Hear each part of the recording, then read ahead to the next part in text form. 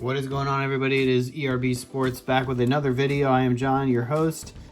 Today we're going to talk about something interesting that I was thinking about over vacation. In the hobby, if you're new to the hobby, you know there's things in retail products or hobby products called mem cards or memorabilia cards. Maybe you get an auto, maybe it's an auto like an RPA where it has a patch and an auto, memorabilia and auto in the same card.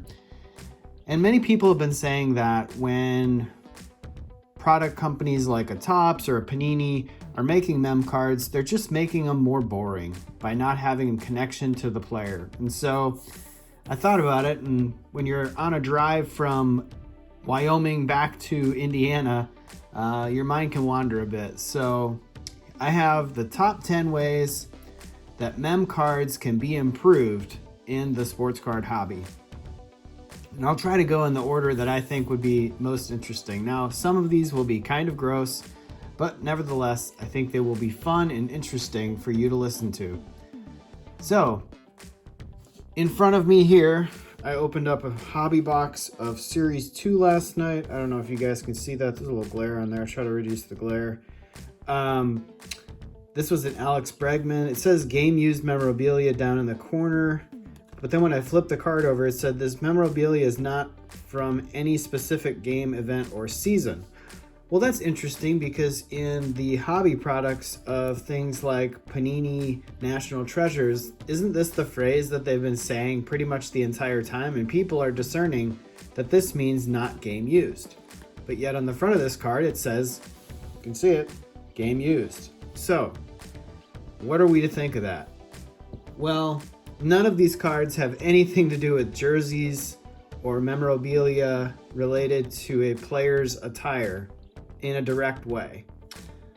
So, first way that I think we can improve game used or game produced memorabilia would be taking a player's sunglasses or helmet visor, in the case of football, cutting it up and calling it, you know how we have the fantastic shades or the sweet shades or whatever. I figured maybe one interesting way would be to have sunglass cards. I wear glasses sometimes. Take these and literally embed them in a card so you'd have a piece of an eyeglass or a piece of a helmet shield. Something like that would be interesting. The next one here, Steph Curry is notorious for chewing on a mouth guard whenever he plays basketball. I don't know if these cards exist, but game-used mouth guards would be interesting if the player's teeth marks were in them. They might be a little hard to produce. They might try to mass produce them and say, here, put this in your mouth. Here, put this in your mouth. And it would be interesting to see a game-used mouth guard be included in a card, maybe at a high-end product, something like a Flawless or something like that, with maybe a Steph Curry mouth guard or something like that.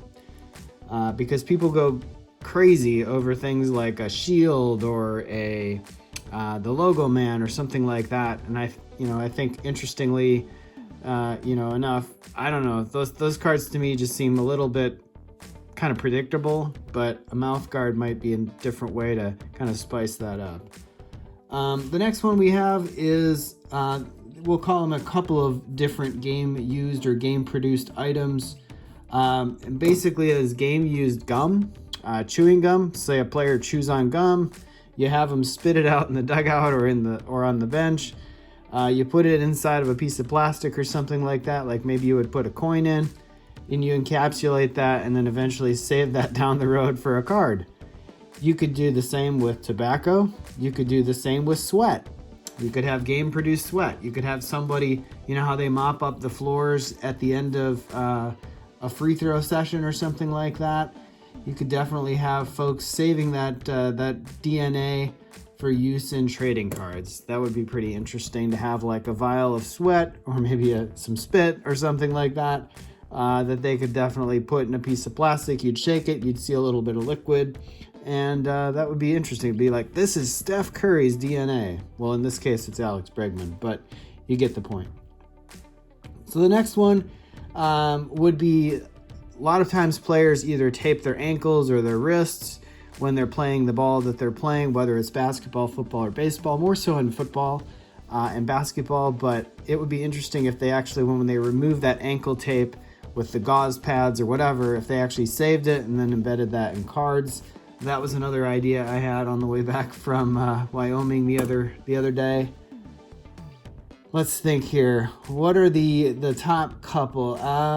So in the case of football or baseball, a lot of times you have things like dirt and grass on the fields, and each field is a little bit unique. And so in many cases you could say, well, a player like Tom Brady or Aaron Rodgers, let's say they're battling it out in the playoffs in December at Lambeau Field or down in Tampa Bay. They've got dirt and grass and whatever in their cleats. You have them take the cleats off. At the end of the game, you pound them out, you collect the dirt in a trough, and you turn that into a game-used piece of dirt and grass that you kind of save. And the same thing with the plastic thing where you kind of encapsulate that, and it would be there forever. You'd say, Aaron Rodgers stood right there. This is the dirt from his cleats. Kind of gross, but I think it would be interesting. And so the last couple I got here that I'll kind of rattle off would be things that the players actually have on their body. In the case of Alex Bregman, you guys can see he wears eye black. Well, another player that's notorious for wearing eye black is Tom Brady. Tom Brady, I think, has worn eye black his entire career.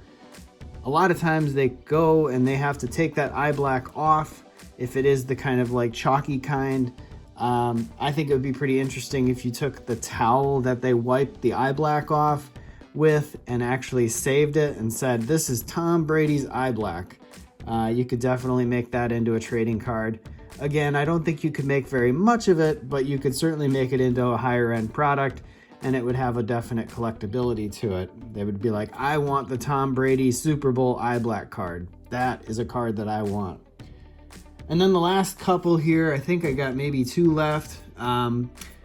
Another one that would have a player's DNA. This is a little gross, but and may not be allowed by the standards of OSHA or whatever. But if a player bled during the game or bled, had a nosebleed or had a collision and they had a bloody towel, you could make it safe, you could make it sanitary, but basically it can encapsulate like a blood streak or something like that from a player. You would know that that is something the player had produced. Definitely would be an interesting thing to include in a trading card. So that looks like the last one on my list. I think I rattled off 10 items. Wanted to make a really quick fun video, just ways to improve spicing up the mem cards in hobby products or retail products. Any of you other guys have any ideas that you want to share with me? Definitely leave them in the comments below. If these are gross and these will never fly, let me know. I was just having a little bit of fun, like I said, on my way back from Wyoming. Figured I would fill the time with chit-chatting with my family about some interesting ways to make mem cards more interesting. So with that, I'll leave it there. This is Alex Bregman, numbered to 50, game used memorabilia. Another inspiration for the video. Pulled this last night in a Series 2 hobby box. If you haven't watched that video, go watch that video. I'll leave it in the description below. And with that, everybody enjoy the rest of your weekend, and I will see you in the next video. We're out.